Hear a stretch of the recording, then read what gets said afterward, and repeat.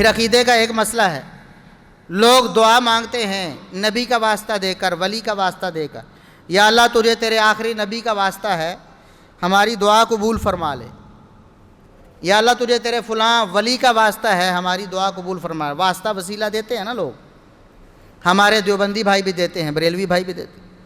ہم کہتے ہیں کہ جو عقیدہ صحابہ کا، جو عمل صحابہ کا، اسی پر متفق ہو جائیں۔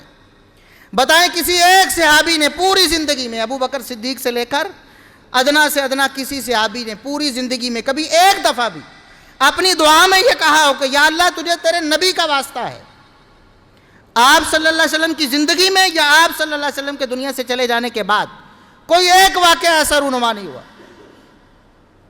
ہاں، ان کا طرز عمل کیا تھا؟ صحیح بخاری میں موجود ہے، نبی کریم صلی اللہ علیہ وسلم کے دور میں جب قحط پڑتا تو آپ صلی اللہ علیہ وسلم صحابہ کو لے کر میدان میں چلے جاتے، نبی کریم صلی اللہ علیہ وسلم دعا فرماتے، یا اللہ اپنے بندوں کی مدد فرما، بارش نازل فرما، اور صحابہ کرام بعد میں دعا کرتے کہ یا اللہ تیرا نبی ہمارے لیے سفارش کر رہا ہے، تیرا نبی دعا کر رہا ہے، اپنے نبی کی دعا ہمارے حق میں قبول فرما اور ہمیں بارش دے دے۔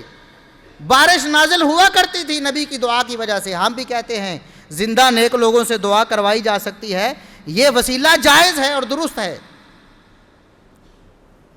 نبی کریم صلی اللہ علیہ وسلم جب دنیا سے چلے جائے، کتنی آسان بات تھی کہ صحابہ پھر بھی نبی کا واسطہ دیتے۔ آپ کی ذات سے بڑھ کر کسی کی ذات ہو سکتی ہے؟ کہتے سمپل سی بات تھی کہ یا اللہ تجھے تیرے نبی کا وسیلہ ہمیں بارش دے۔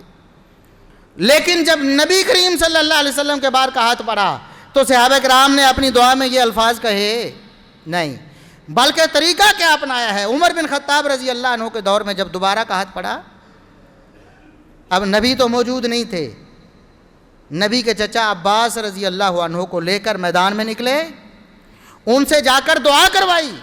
دعا کروانے کے بعد اللہ سے دعا کی کہ یا اللہ تیرے نبی کی زندگی میں تیرے نبی سے دعا کروا کر تجھے وسیلہ دیتے تھے، یا اللہ تو اپنے نبی کی دعا قبول فرما لے ہمارے حق۔